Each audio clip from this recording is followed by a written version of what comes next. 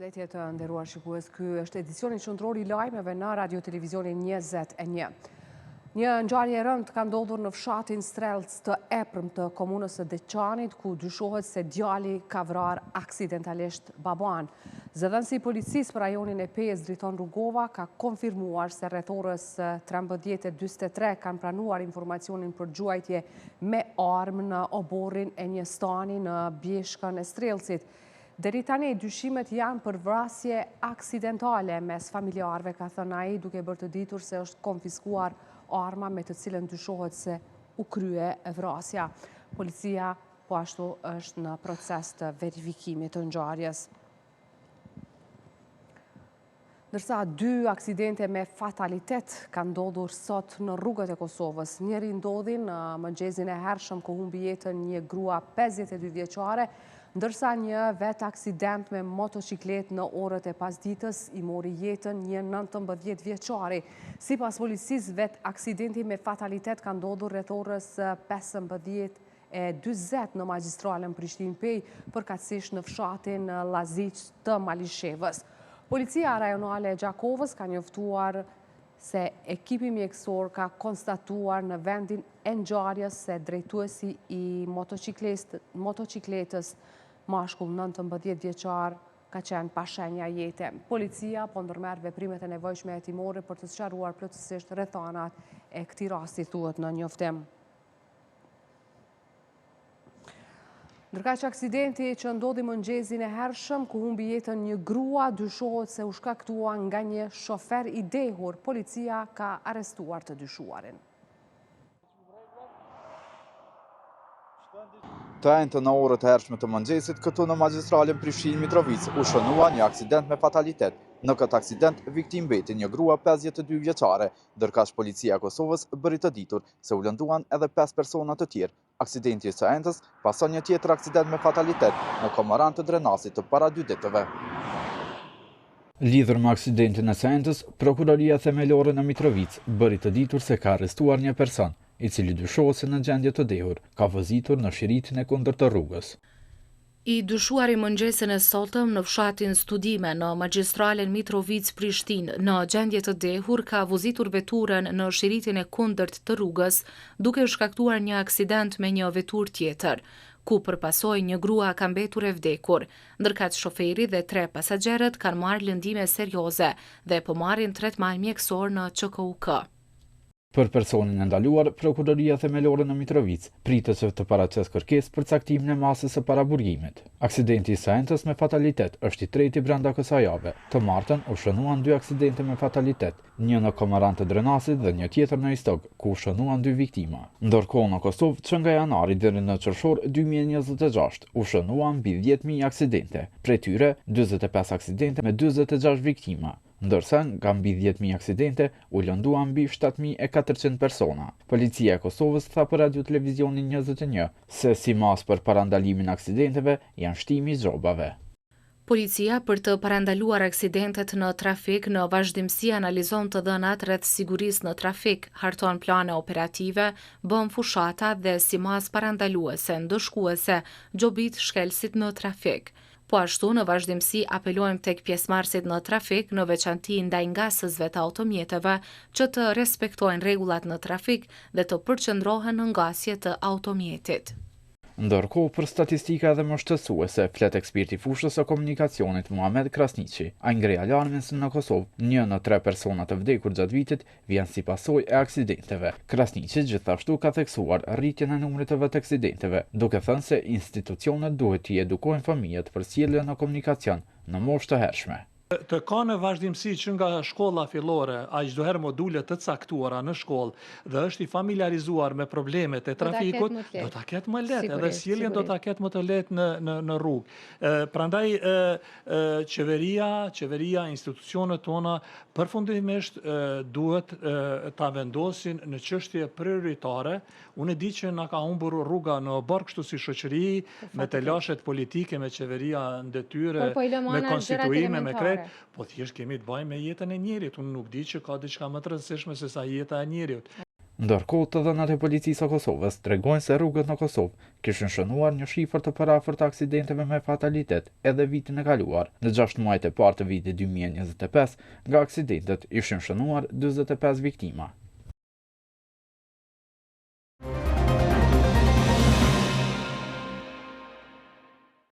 Me informacionet të tjera, faktori ndërkombëtar ka kritikuar ashpër autoritetet e Kosovës lidhur me vendimin e rënimit të vilave Paleje Buzujmanit pa koordinim dhe jashtë procedurave ligjore. Juristët dhe njohës të çështjeve të sigurisë tërheqin vërejtjen se ky veprim mund të ndikojë në raportet me aleatët. Ndryshe, ndërmarrja i Bërlepens ka dhënë afat 7 ditë për legalizim të pronave në Ujman. Vendimi i qeverisë në detyrë për rënimin e disa vilave, siç është thënë Paleje, rreth liçenit të Ujmanit, është pasuar me reagime të ashpra të BE-s, Britanisë së Madhe dhe Gjermanisë. Bloku Evropian ka thënë se vendimi i autoriteteve të Kosovës u ndërmor në kohën kur banorët kishin nisur procedura gjyqësore brenda afatit 15 ditor të përcaktuar në njoftimet e ndërmarrjes publike i Bërlepens. Por kjo e fundit ka thënë se 11 shtëpi të rënuara ndodheshin ilegalisht në pronën e saj.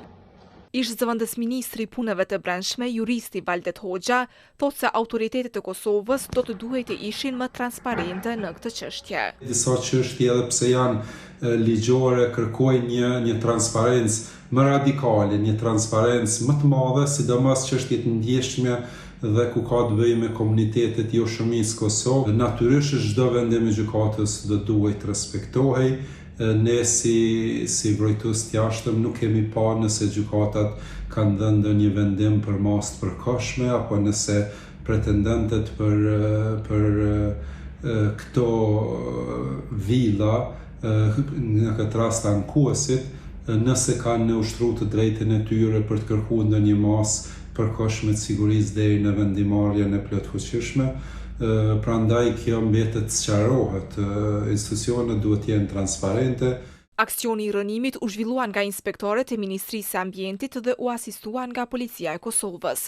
Pronarët e vilave të rënuara pretenduan se prona është subjekt i një procesi gjyqësor dhe se rënimi i objekteve nuk është dashur të nisë para përfundimit të procedurave. Njohësi i sigurisë Bedri Elezi paralajmëron protestat të serbeve pas rënimit të vilave në Ujman. Sipas tij, çdo vendim që largon Kosovën nga partnerët ndërkombëtar duhet të anashkalohet. Institucionet e Republikës së Kosovës, qeveria e Kosovës duhet të ketë parasysh faktin që marrëdhënia e Kosovës me partnerët është marrëdhënie që determinon çështjet e sigurisë. Kur marrim parasysh faktin që Kosova ka probleme të natyrës sigurisë politike, e sidomos pezullimi i dialogut me Shtetet e Bashkuara të Amerikës, pezullimi i fondeve që vijnë nga Bashkimi Evropian për Kosovën, ne duhet të bëjmë veprime të cilat do ta riafrojnë Kosovën me faktorin ndërkombëtar dhe në asnjë mënyrë të bëjmë veprime të cilat do të na largojnë nga kjo marrëdhënie. Ka zëre që përfaqësuesit e komunave në veri që janë kryesisht kryetarë që vinë nga lista sërbësa për subjekti politik që qeveria ka quajtur terroriste, po planifikojnë që në koordinim me bashkëpunëtorët zyrtar ta kundërshtojnë aktivitetin e qeverisë Kosovës, institucionet e Kosovës përmes platformave siç janë protestat. Ndryshe mendon Gurakuq Kuqin nga Instituti Oktopus. Sipas tij, reagimi ndërkombëtar është vetëm një shqetësim për ndonjë përplasje të re në veri, por sipas tij një gjë e tillë nuk pritet.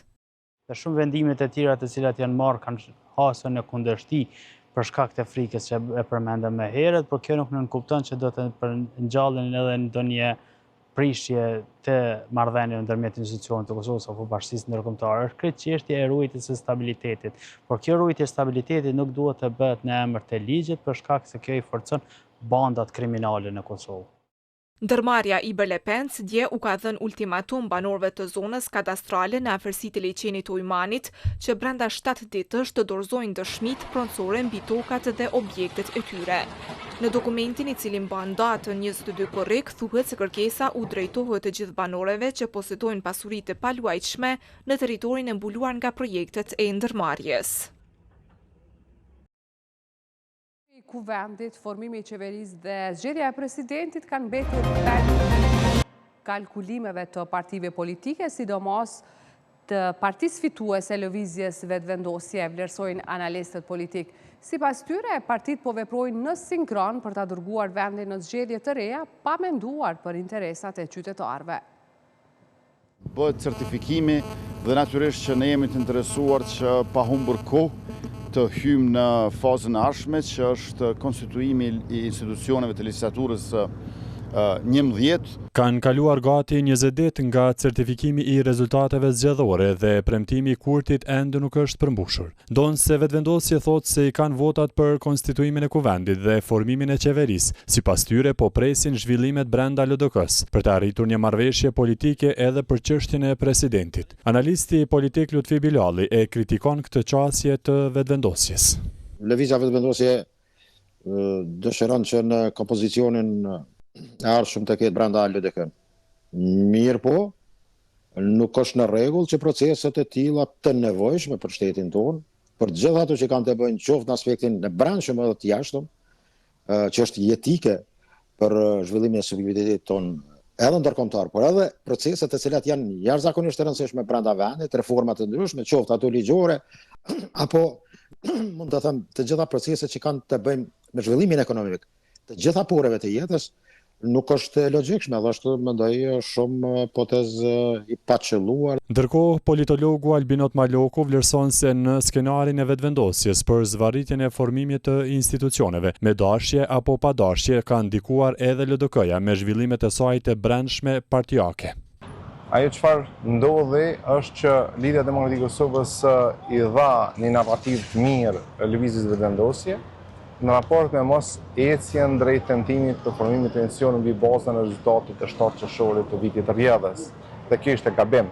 Në anën tjetër, lëvizjes vetëvendosje kjo situatë nuk është që nuk po i konvenon, për faktin e ambicjes për shkuar edhe me një proces të ri zgjedhor. Të dy njohësit e zhvillimeve politike vlerësojnë se mungesa e takimeve ndërmjet liderëve të partive politike, të cilat do ta çonin drejt një marrëveshje politike, është sinjal i qartë se partitë janë në një linje për ta dërguar vendin në zgjedhje të reja. Sa më tepër që afatet të shtyhen janë shenja që mund të shkojmë në zgjedhje. Por mendoj mund të jetë edhe dyta që pret një epilog të asaj që do ndodhë në kuvendin e LDK-s, hajde të quaj kështu, po bën një pritje kështu me gjithë ato proceset e brendshme, që janë pak dushme të them drejtën, sepse Kosova ka nevojë për institucione, nuk ka nevojë për çrrim mesazh brenda partive politike. Nga trafshun konsideroj që një proces i ri zgjedhor, i jashtëzakonshëm, siç po bëhet i planifikuar, siç ka qenë tradit për sidomos lëvizjen e vendosjes që parafroj ato momentet e ambicjeve ose shpresës se me këtë datë do të jetë më suksesshme. Ushtruesja e detyrës së presidentes Albulena Haxhiu ka thënë se të premten do ta caktojë datën e seancës për konstituimin e kuvendit.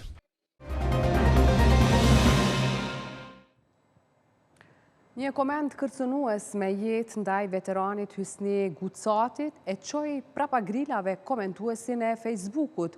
Eshrem Abdullahu nga Rahoveci u dënua me 4 muaj burgim.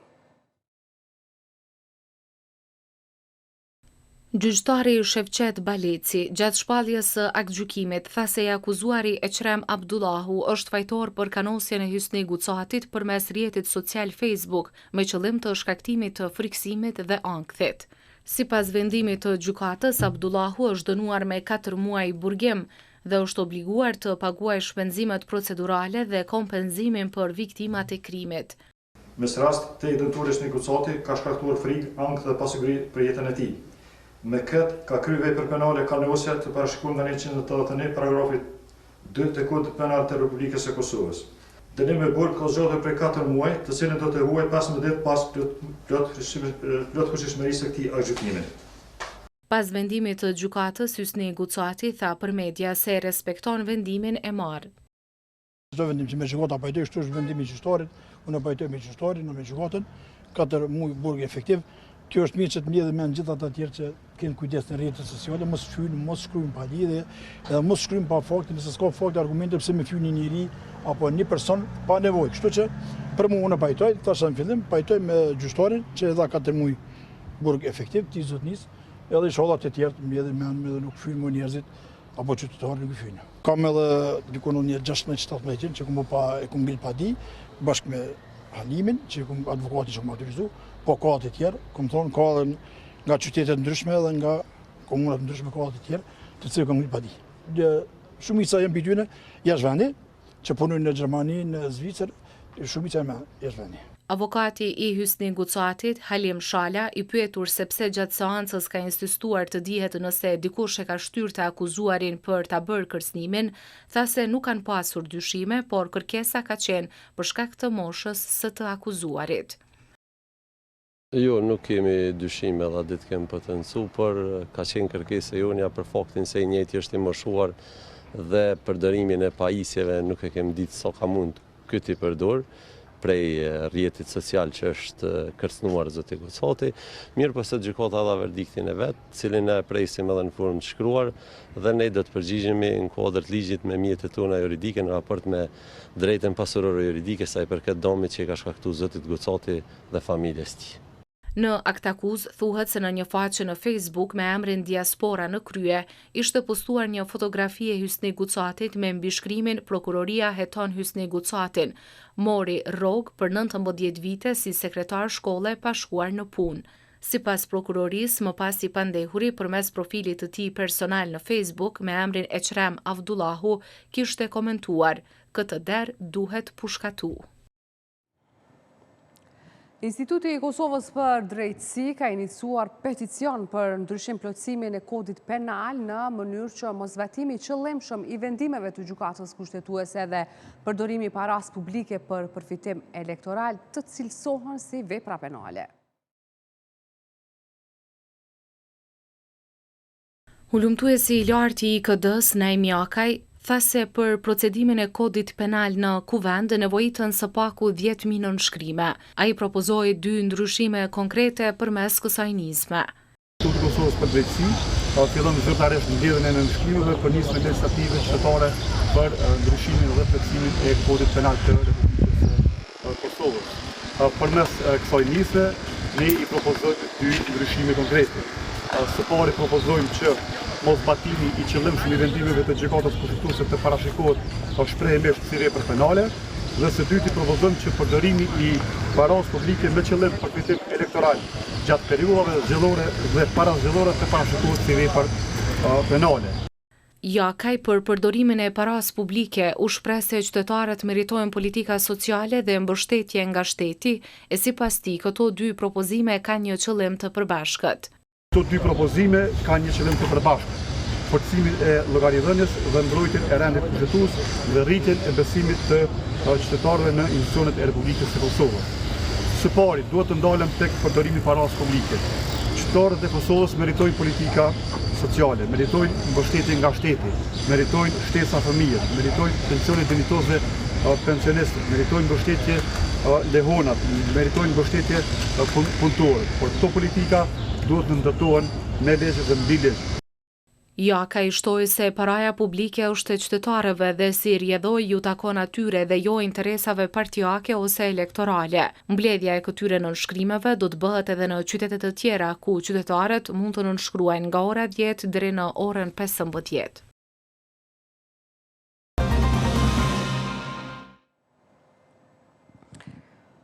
Kthehemi me një temë sociale. Takimi ndërmjet sindikatës së punëtorëve të sektorit privat dhe inspektoratit të punës riktheu në vëmendje nevojën për rritjen e sigurisë në vendin e punës si dhe zbatimin e pagës minimale e çështje të tjera.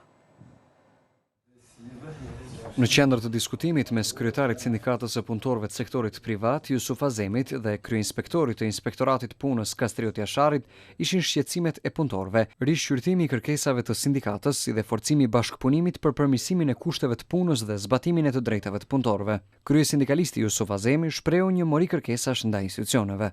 Drejtorit i kemi kërkuar që aq sa mund të jetë në një farë forme më shpejt në përfundimin e shumë lëndëve të cilat ne kemi kërkuar. Kemi kërkuar nga drejtori që ta menaxhon mirë pagën minimale që tani do ta kemi rritjen në 500 euro që nga korriku, që normal që është premtim shumë i mirë. Kemi kërkuar që sidomos te kompanitë e mëdha që kanë minimi punëtor, po edhe në ato se çështja e pushimit vjetor në shumë kompani është jashtëzakonisht diskriminuese për punëtorët sektorit privat Kosovës.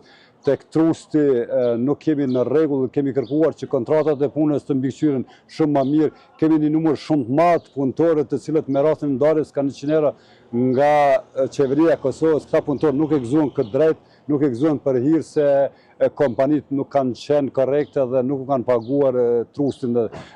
Kryeinspektori Kastriot Jashari nga ana e tij tha se prioriteti i përbashkët mbetet mbrojtja e të drejtave të punëtorëve dhe përmirësimi i kushteve të punës. Qëllimi jonë i përbashkët është punëtori, mbrojtja e drejtave të tij dhe gjitha çështjet që ngrit ne po i bëjmë. Domethënë jemi në realizim të detyrave tona zyrtare në funksion të ambientit më të sigurt, realizimit të drejtave të punëtorëve, qoftë për siguri dhe shëndet në punë, qoftë për marrëdhënien e punës. Edhe specifikisht për sa i përket aksidenteve me fatalitet, unë diskutuam qartësisht me zotin Azemi që disa aksidente që cilat janë çujt me fatalitet që në fakt nuk kanë qenë, u dakorduam që tani e tutje që të merret informacion edhe nga ona jonë, sepse ne jemi burimi i parë informacionit bashkë me Policinë e Kosovës dhe Prokurorinë. Takimi u vlerësua si një hap drejt forcimit të bashkëpunimit institucional mes Inspektoriatit Punës dhe sindikatës së sektorit privat, me qëllim që kërkesat e punëtorëve të trajtohen më shpejt dhe të krijohen kushte në përputhje me ligjin për të gjithë punojësit e sektorit privat. Është rënuar sot shtëpia në rrugën A në Prishtinë, e cila sipas autoriteteve paraqiste rrezik të shembjes.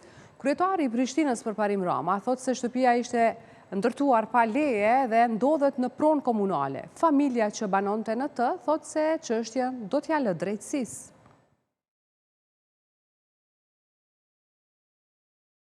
Ekipet komunale dolën të enjtë në teren me makineri për zbatimin e vendimit të komunës së Prishtinës për të rënuar shtëpinë në rrugën A, e cila sipas autoriteteve kishte mbetur për vite të tëra në të njëjtën gjendje dhe kohëve të fundit për shkak të shembjes, paraqiste rrezik për banorët e zonës. Një fëmijë i familjes së cilës ju rënua shtëpia, Fadil Krasniqi, tha se objekti duhej të vlerësohej nga ekspertët para se të merrej vendimi për rënim. Unë s'jam pronori asë shtëpie, e kom kujshi.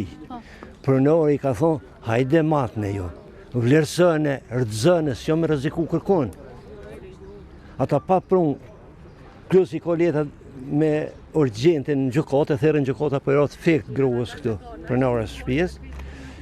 S'mujti me shku, gjykata u ka lemru mos me prek shtëpien. Këta hinë rëdzonë. Pronori ka thonë rëzëne, veç bini matne, ta kom dëshmi. Asi rëzëne si në me rreziku kërkon se... Fëmijë pretendoi se familja ishte njoftuar më herët se çështja ndodhej në procedurë gjyqësore dhe se ekzistonte një kërkesë që objekti të mos prekej deri në përfundimin e procedurave. Vjet, ja kanë ngonja unit, ja kanë qitë mi veti, qatë pruën, veç ka hon zidja burrit, jo me shpi. Ata qëtë ja kanë ngonja unit, pa thujnë, të pazari madha atje, ka shkon që ke rruga o, ja kanë morë tukën, ja kanë lonë këtu. Ta shë kanë hek për foqës. Ato. E ka qitë një humëllish, e ka qitë mi veti. E këta përdojnë, ju kanë thonë që dojnë me bën kompleks banesor të asha? Po qaj që ka mora e bën komplet banesor. Vish ka buri, nuk e ka qitë e mi veti. Ata qëtë e ka qitë, ka shpia ju, vish ka zonë pa shpia. Ka qitë mi veti. Po e djenaj që e ka morë për shumë, pse sa orë? Mi thoi zotni, mu ma ka morë shteti dikon, qërë ku ma ka dho. Ta japë sa ki shpi. Për shumë, ta dhonë sa ki shpi, edhe ishë këj puna. Kryetari i Prishtinës Përparim Rama ka reaguar lidhur me rastin e rrëshqitjes së një shtëpie në rrugën A, duke sqaruar se ajo është ndërtuar pa leje dhe ndodhet në pronë komunale. Në një postim në Facebook, ai ka shkruar se familjet që banonin në këtë objekt janë evakuuar para 2 vitesh për shkak të punimeve në rrugën A dhe rrezikut nga rrëshqitja e dhejut.